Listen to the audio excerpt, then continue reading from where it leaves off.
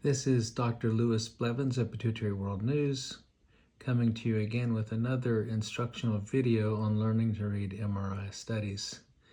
This is the sagittal section MRI of a patient who has a mass lesion in the sella. Looks like it's very enhancing. Most pituitary tumors would not be enhancing like this. So we think about either lymphocytic hypophysitis or some other enhancing process. Now, interestingly, this patient had a history of granulomatous disease suspected of sarcoidosis, so we thought this might be neurosarcoidosis and treated her with steroids.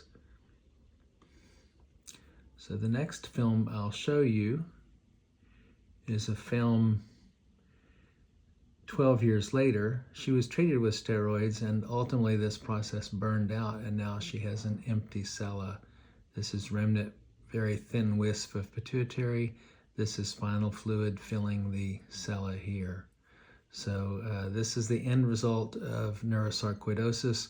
Whenever you see an empty sella and the sella is enlarged, as here, you need to think about some what we call secondary cause versus a primary empty sella, which is usually normal size or even slightly enlarged, but still filled with spinal fluid.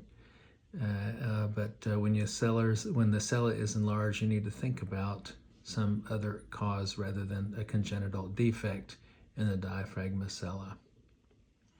Once again, Dr. Louis Blevins from Pituitary World News, bringing you this interesting case of neurosarcoidosis when it was most active and then burned out 12 years later.